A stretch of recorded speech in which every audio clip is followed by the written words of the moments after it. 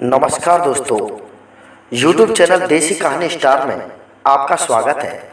श्रोताओं, इस वीडियो में हम आपको बताएंगे कि रावण के पास में कितनी सेना थी और रामायण का युद्ध भगवान श्री राम और रावण के बीच में कितने दिनों तक चला था। तथा इस वीडियो में हम आपको बताएंगे जो सबसे रहस्यमय बात है कि मेघनाद जैसे योद्धा के गुरु कौन थे। उन्होंने कहां से ऐसी शिक्षा ली कि देवराज इंद्र को भी उन्होंने जीत लिया था। ये सारी जानकारी हम आपको इस वीडियो में देने वाले हैं। तो आइए श्रोताओं, वीडियो को शुरू करने से पहले आप हमारे चैनल को सब्सक्राइब करके वीडियो को लाइक अवश्य कर दें। रामायण का युद्ध अश्विन पक्ष की तृतीया तिथि को आरंभ हुआ था तथा 8 दिन तक चला था। यह इतना भयंकर युद्ध था कि इस युद्ध को प्रभु श्री राम ने दशहरे के दिन यानी 10वीं को रावण के वध के साथ समाप्त कर दिया था। लंका नरेश रावण की सेना 72 करोड़ थी। इसके बाद भी प्रभु श्री राम ने वानरों की सेना के सहारे केवल 8 दिनों में ही समस्त राक्षस सेना का अंत कर दिया और रावण को पराजय का सामना करना पड़ा।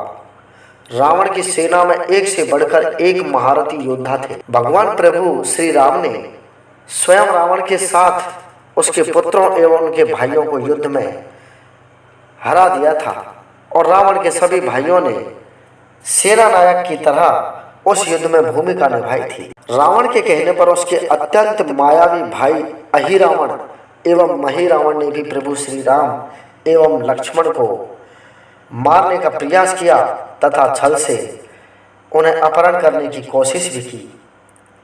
रावण को स्वयं ब्रह्मा का वरदान था, वह 10 ग्रीव था तथा उसके साथ ही उसकी नाभि में अमृत कुंड भी था, जिसके कारण लगभग वो अमर ही हो चुका था।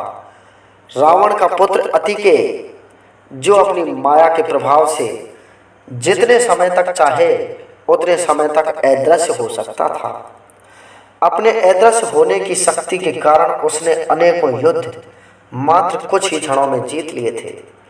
अगर उसके वध का रहस्य देवराज इंद्र लक्ष्मण को नहीं बताते तो उसकी मृत्यु होना लगभग असंभव था। अत्यंत बलशाली कुंभकर्ण, जिसे स्वयं देव ऋषि नारद जी ने शास्त्रों का ज्ञान दिया था तथा देवराज इंद्र भी जिससे ईर्ष्या करते थे, अपने भाई रावण के आदेश का पालन करने के लिए अपने प्राणों की आहुति दे दी थी। रावण का पुत्र व महायोद्धा मेघनाद, जो गुरु शुक्राचार्य का शिष्य था तथा शुक्राचार्य ने उन्हें कई देवास्त्रों का ज्ञान दिया था। मेघनाद ने स्वर्गलोक को जीतकर स्वयं देवराज इंद्र को अपना बंदी बना लिया था तथा ब्रह्मदेव के आदेश पर इंद्रदेव के प्राण बचे थे और ब्रह्मा जी ने भी मेघनाद को महायोद्धा एवं इंद्रजीत की उपाधि दी थी।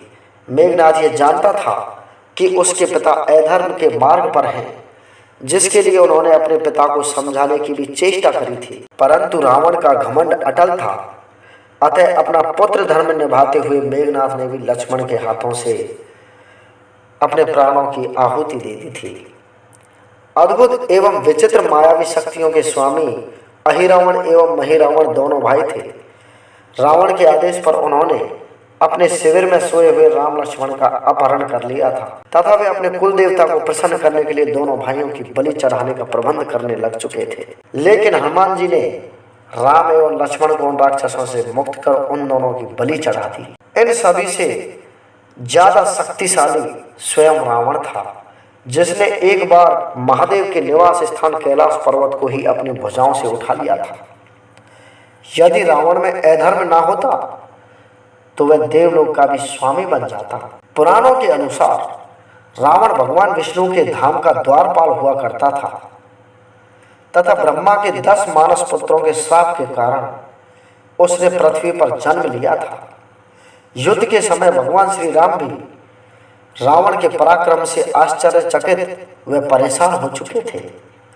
अंत में रावण के भाई विभीषण के द्वारा रावण की मृत्यु का रहस्य बताने पर श्री राम ने उसका वध कर दिया था। तो श्रोताओं, आशा करता हूँ आपको ये सारी जानकारी बहुत अच्छी लगी होगी इसलिए इस वीडियो को लाइक करके हमारे चैनल को सब्सक्राइब अवश्य कर लेना। जय हिंद, जय भारत।